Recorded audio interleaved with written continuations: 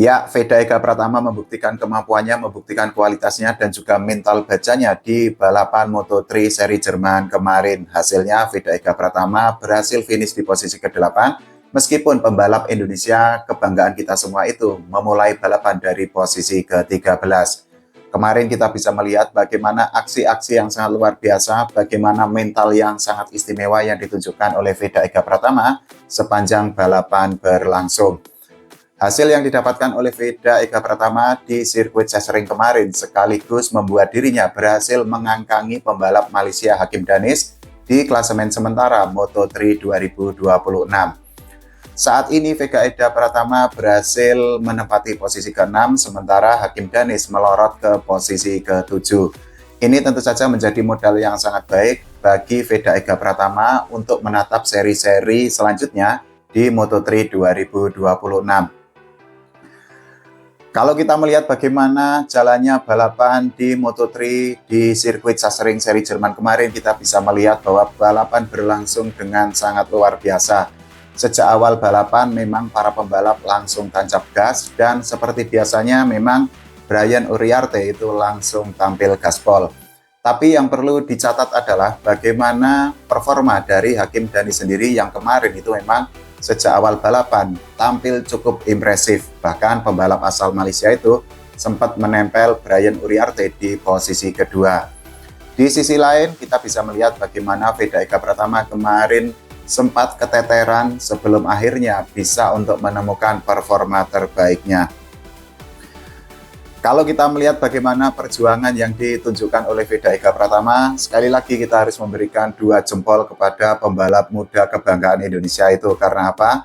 Veda itu belum menemukan ritme terbaiknya pada awal balapan. Ketika dirinya itu harus pontang-panting start dari posisi ke-13, Veda Eka Pratama justru kehilangan beberapa posisi hingga tercecer di posisi ke-16. Kita bisa membayangkan bahwa Veda Eka Pratama melakukan perjuangan yang sangat luar biasa, melakukan overtaking yang sangat istimewa, tapi sekali lagi yang tidak kalah penting adalah bagaimana mental yang dimiliki oleh Veda Eka Pratama. Bayangkan loh, dari posisi ke-16 kemudian merangsek menyalip para pembalap lain sebelum akhirnya bisa untuk finish di posisi ke-8. Salah satu momen yang menjadi titik kebangkitan bagi Veda Eka Pratama itu datang di lap ke-7. Jadi saat itu pembalap Honda Tim Asia tersebut mulai merangsek ke posisi ke-11. Tapi di sisi lain, Hakim Danis yang merupakan rival dari Veda Eka Pratama itu justru kehilangan posisinya. Yang tidak kalah penting juga itu adalah ketika balapan itu mengalami insiden pada lap ke-8, ketika Adrian Cruxes yang tampil impresif itu melesat dari posisi ke-17 ke posisi ke-8, tapi akhirnya jatuh di tikungan ke-7. Kondisi tersebut akhirnya dimanfaatkan dengan sangat baik oleh Veda Eka Pratama, dan Veda saat itu terus menjaga momentum positifnya atau tren positifnya, dan di lap ke-9 dia berhasil menembus posisi 10 besar. Pada akhirnya kita bisa melihat bagaimana Veda bisa untuk menyelesaikan balapan di posisi ke-8, dan ini membuat Veda Eka Pratama akhirnya berhasil melewati Hakim Danis di klasemen sementara Moto3 2026. Perolehan poin yang didapatkan oleh Veda membuat dirinya itu sangat bersyukur, dan dirinya itu juga berterima kasih kepada semua elemen tim di Honda Tim Asia. Dan ini akan menjadi modal yang sangat baik karena setelah ini balapan Moto3 itu akan break sebentar. Sekali lagi teman-teman, kalau kita melihat hasil yang didapatkan oleh Veda Eka Pratama kemarin, Veda akhirnya bisa untuk naik posisi di klasemen sementara Moto3, dan saat ini Veda berada di posisi ke-6 setelah mendapatkan 90 poin.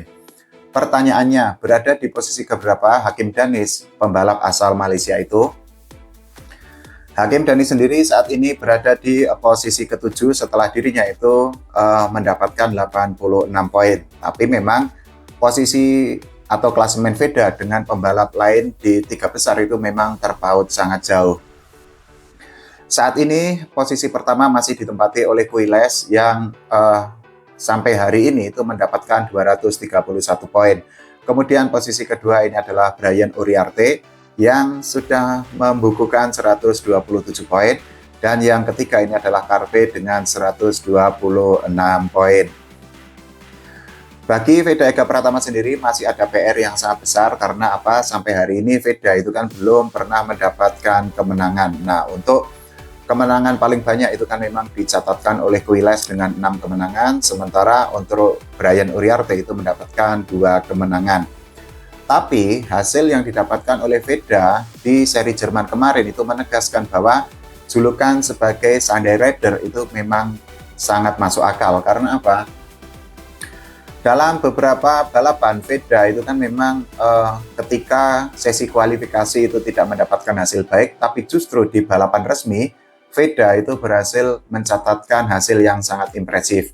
Kita bisa merujuk ke Moto3 seri Ceko di sirkuit Brno beberapa waktu lalu.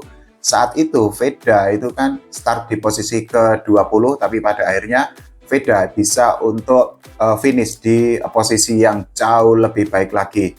Meskipun memang ketika di seri Belanda Veda itu DNF atau did not finish karena mengalami crash, tapi pada akhirnya Veda itu membuktikan mentalnya yang sangat luar biasa dan akhirnya dirinya bisa bounce back atau bisa untuk bangkit dari hasil buruk yang diterimanya. Ini merupakan catatan yang sekali lagi harus kita berikan apresiasi, harus kita berikan 2 jempol lagi, dan tidak hanya untuk Veda sebenarnya, tapi juga semua elemen tim, karena itu artinya ada settingan yang sangat oke dari motor yang dikendarai oleh Veda Ega Pratama. Nah, keberhasilan dari Veda itu kan pasti merupakan hasil kerjasama antara Veda dengan mekanik, dengan teknisi, dan semua elemen tim. Sehingga apresiasi ini sekali lagi harus kita berikan kepada seluruh elemen di tim Veda Ega Pratama. Pertanyaannya, bagaimana peluang Veda untuk seri-seri selanjutnya? Nah, ini yang harus menjadi perhatian tersendiri bagi Veda Ega Pratama, terutama bagaimana menemukan settingan yang tepat. Karena kalau kita merujuk pada hasil yang didapatkan oleh Veda Ega Pratama di sesi praktis dan juga di sesi kualifikasi, memang Veda Ega Pratama itu kan sempat belum menemukan settingan yang tepat.